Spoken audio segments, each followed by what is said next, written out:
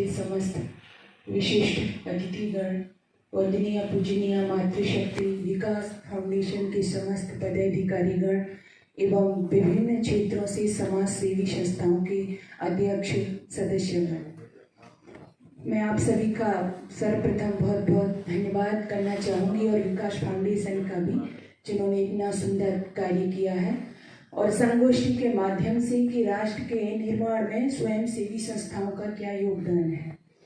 मैं बस थोड़ी सी चर्चा आपसे करना चाहूँगी कि जब हम राष्ट्र शब्द हमारे समक्ष आता है तो राष्ट्र केवल ऊंची ऊंची इमारतों से या भवनों से, सड़कों के निर्माण से नहीं बना करता है।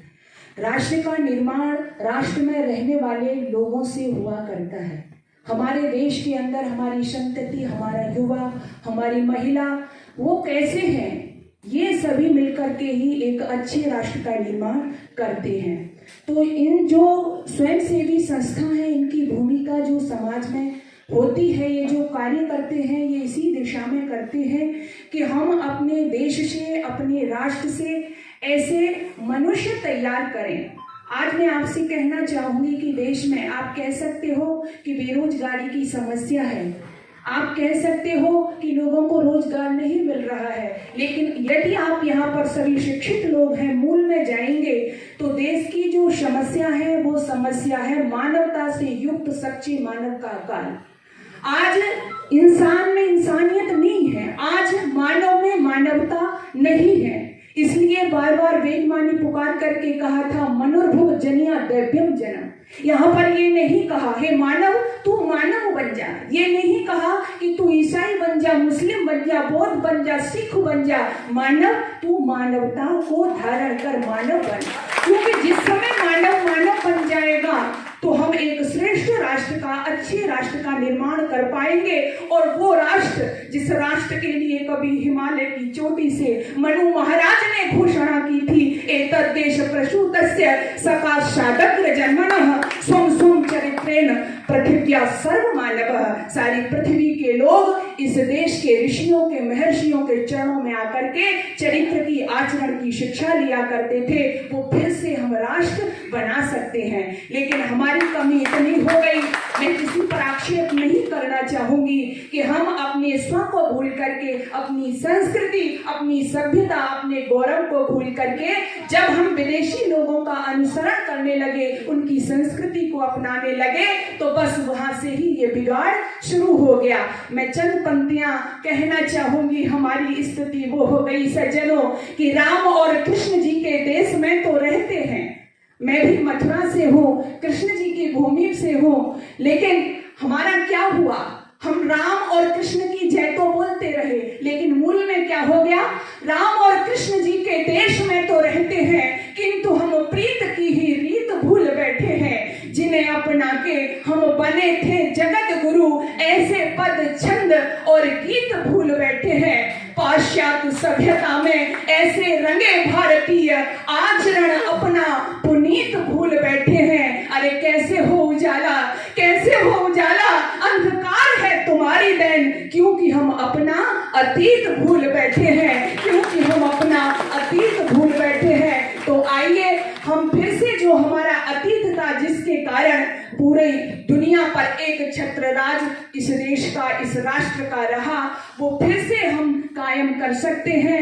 बस जैसा कि यहाँ पर संगोष्ठी और एक विषय भी लिखा हुआ था, तो इसमें जो संस्था है, स्वयंसेवी संस्थाएं या और भी जो मनुष्य हैं, हमारा काम यही है कि हम इस देश के अंदर एक पहल करके अच्छे नागरिक, योग्य नागरिक तैयार करें, क्योंकि जो अच्छे नागरिक होंगे, योग्य नागरिक होंगे, उनसे ही एक अच्छे राष्ट्र का, एक श्रेष्ठ राष्ट्र का निर्माण होगा। बस इसी भूमिका के साथ हम आगे बढ़ते जाएं। हम जहां भी हैं, जिस क्षेत्र में हैं, जिस पद पर हैं, जहां भी जिस अवस्था में कार्य कर रहे हैं, अपने दायित्व को समझें। मैं ये भी कहना चाहती हूँ, हमारा ये देश, हमारी ये संस्कृति हमें अधिकारों की भाषा नहीं सज्जनों, किंतु हमें दायित्वों का बोध कराती है। और जहाँ अधिकारों से हटके दायित्वों का बोध व्यक्ति सीख जाता है, बस वह देश स्वर्ग में हुआ करता है। राम और कृष्ण के देश को उसी तरह से फिर से आज अग्रसर होने की आवश्यकता है। मैं आपका बहुत बहुत धन्यवाद करना चाहूंगी विकास फाउंडेशन के आदरणीय त्यागी जी का कि उन्होंने मुझे यहाँ पर नंबर दिया, मुझे मेरे विचार सुने। मैं बहुत बहुत धन्यवाद आप सभी लोगों का, प्रबुद्ध जनों का करना चाहूंगी और बस आशा और ये उम्मीद करना चाहूंगी मैं भी जैसा कि परिचय आपको दिया, बस मैं आप सबके आशीर्वाद से मात्र 10 वर्ष की आयु से मैं जो कुछ कर सकती हूँ, मेरा पारिवारिक पृष्ठभूमि इसी तरह की थी। जो भी स्वतंत्रता आंदोलन हुए 1857 की क्रांति से लेके और जो भी गौ रक्षा आंदोलन, हिंदी रक्षा आंदोलन, तो मैं जहाँ मथुरा से हूँ वहाँ के लोगों का बहुत बड़ा योगदान रहा। तो बस उसी को मैं एक टी से एक दर्द लेकर के मैं 10 वर्ष की आयु से आप सबका प्यार यानी बड़ों का प्यार लेकर के आगे बढ़ती गई और आज संस्कार जागृति मिशन एक संस्था है, यानी जो दिशा भ्रमित हमारे बच्चे हैं, युवा हैं, बस उसके निर्देशन में मैं जो हो रहा है कार्य कर रही हूँ और करती रहूंगी। आगे आपसे आशा और उम्मीद करूंगी कि आपका प्यार और स्नेह और इस दिशा में हम कैसे संस्कारित समाज का निर्माण करें।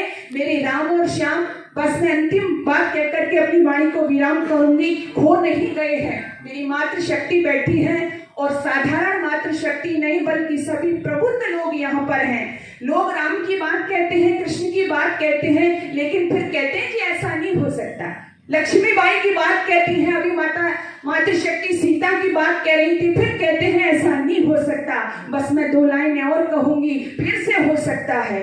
राम आ सकते हैं इस धरा पर, कृष्ण आ सकते हैं आपकी गोदी में, जीजाबाई, लक्ष्मीबाई जैसी बेटियां हो सकती हैं इस धरा पर।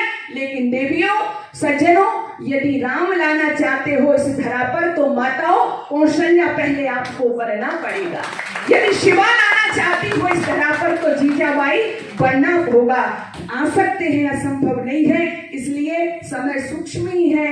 बस हम जहाँ हैं, चाहे हमारा घर का आंगन क्षेत्र है मातृशक्तियों का और मेरे पिता तुल्य लोगों का, सभी प्रबुद्ध वर्ग लोगों का, जहाँ जहाँ जो जो आपका कर्तव्य है उसका निष्ठा के साथ पालन करें तो राष्ट्र निर्माण में हम सबसे बड़ी भूमिका अदा कर रहे हैं, ऐसा मेरा मानना है।